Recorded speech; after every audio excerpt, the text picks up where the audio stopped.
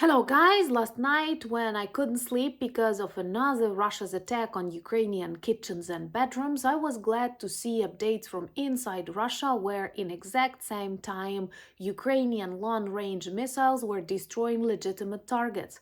For example, another oil terminal in the port Novorossiysk, the one where the leftovers of Russia's Black Sea Fleet escaped, but we can reach them even there.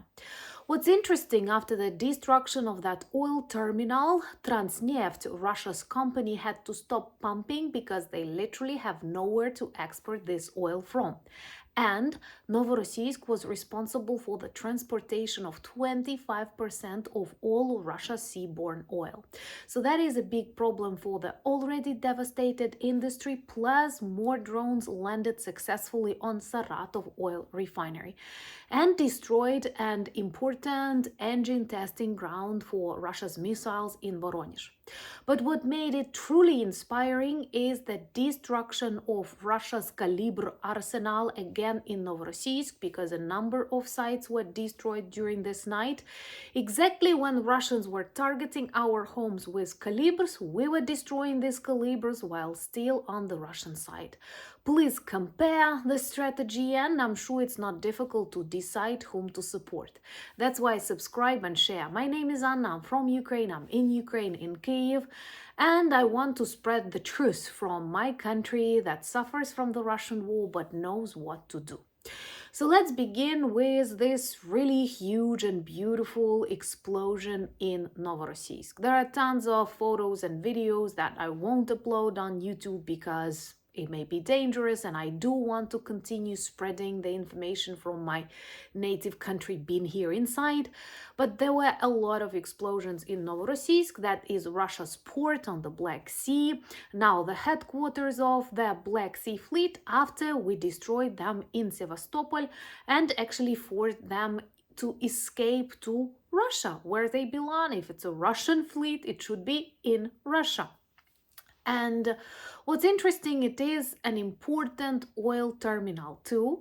It's a big port, and port halted the operations, but the oil terminal is totally destroyed. And those of you who follow the updates remember that recently we paralyzed one more, Tuapse. Tuapse port is closer to Sochi, which was Russia's favorite resort, but now a no-fly zone, and even Putin abandoned his favorite residence in this once very relaxing Russian city. So, minus Tuapse, the port is not operating, that was used for the transportation of oil products, and now minus Novorossiysk. What I consider super important is that approximately 25% of all Russia's seaborne oil was transported via Novorossiysk. So, in general, it's like 8-9% of total Russia's export. Please remember about the sanctions that were recently imposed by the White House that lead to tremendous problems inside Russian oil business, and they started looking for solutions, but it becomes more and more difficult with each day. Lukoil is on the brink of bankruptcy. Romania, Bulgaria are preparing to confiscate their producing facilities on the territories of their countries. China and India are looking for a way to say no to Russia and actually buy less and less of their oil products. And here, their transportation capacities are seriously damaged. Minus 25% of Russia's seaborne oil, and in total, it's 8-9% of Russia's export. Novorossiysk is not working, and Tuapse is not working. These are big Black Sea fleets and ports, And here I need to remind you, before Putin began the so-called special military operation, Russia was totally safe and could use all of its ports. There were no explosions and oil refineries did not burn. But somehow they made a very wrong decision that they can reconstruct the USSR, but they cannot. What they can do is destroy the Russian Federation, and that's exactly what we are observing together. That's why subscribe, because I believe I do have some important insider comments that can explain some things that may look unusual from a faraway perspective, from a perspective of a happy person that never lived inside the USSR or close to the Kremlin.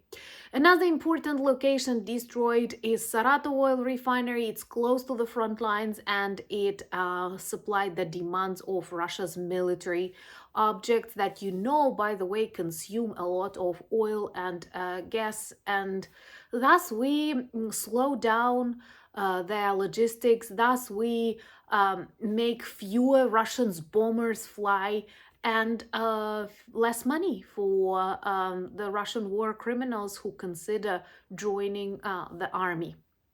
And in Voronezh, Ukrainian drones destroyed testing grounds with engines for Russia's missiles. At least that's what was reported by the local publics, and the explosions are also very impressive. What's interesting, once again, because we target legitimate military sites, they explode that well. They detonate, they burn, people are not hurt, but instruments of war are destroyed. And again, one of my favorite targets last night is this arsenal stockpile, huge stockpile of Russia's missiles that they use against our sleeping families. And just imagine my feeling when I was hiding from drones. I was hiding from ballistics, and ballistics travels like 3 minutes. You literally don't have time to hide. And learning from my mobile phone that Ukrainian drones, Ukrainian modified long-range Neptunes are erasing similar missiles, saving people in the days to come. That's truly beautiful, and that's the reason to share the video and like. I don't speak a lot about how is it, because I'm an optimistic person and I know our task is to remain resilient. But for example, last night the attack began really early, approximately 12 p.m. That's the time when I still make comments, some of your first comments, like answer some of your first comments. And that was the beginning of the electricity outage in the district Amin. So literally at 12, they turned off the electricity until 3 a.m. And 15 minutes later, Russians started targeting us with ballistics and drones. So you are in total darkness. Well, you have your mobile, you have your things, but in the apartment building, on the streets, it's dark. And when it happens so quickly, you don't have time to move to a shelter because it takes time. You need to walk outside. But when they begin with drones and they make this mixed missiles, mixed attacks, that's exactly to cause people more trouble, to cause more trouble to air defense. That's not that they want to destroy something strategic. They simply terrorize us. And you cannot go outside because it's already dangerous, because there are mobile groups shooting drones, and it's dangerous because of debris, because of bullets literally flying everywhere. And then you remain in a building looking for a safer area, understanding that the ballistic is flying. And in case of ballistic targeting a building, not much of a building will remain.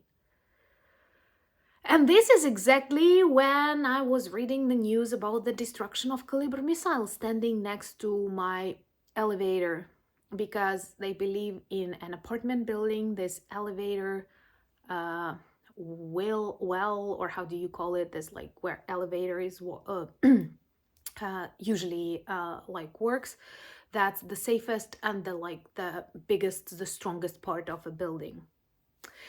And I don't know how we adjust to that. And you're standing there, you hear explosions, cars react, and the signals are working. You realize that it's better for someone, but it's not that near you, and you keep reading the updates, you keep reading your comments. So thank you for being with me in some moments that you do not even imagine you are with me. One more reason to join tomorrow for our 9 p.m. live. And when you learn in the morning what stood behind those sounds, these are families lost. For example, today, one family of people who recently returned to Kyiv from village. They spent summer in the village protecting, they believe, themselves from the attacks. And just 5 days as they returned back to the apartment, and the apartment was destroyed by a Russian drone.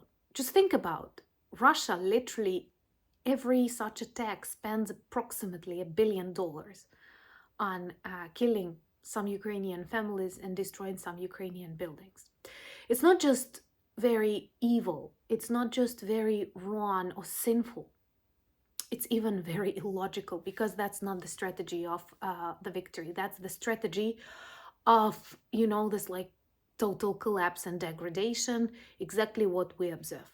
So our task is to remain united, to upgrade our missiles, to keep targeting their arsenals, their oil refineries that fuel the war machine, and be careful. Stay safe and get the correct updates. So please subscribe and share these videos to spread the truth. Follow me on X, Instagram, Blue Sky, Threads, Discord. You will find the links in the description, same as the link to Anna Danilchuk channel, where we have some longer conversations about the essence of the Russian problems and the Ukrainian resilience. Thank you for buying me coffees, becoming my patrons and sponsors of the channel. Do remember to join our live tomorrow, 9 p.m. Kyiv, and share and subscribe. Thank you for being friends, and united we stand. Slava Ukraini!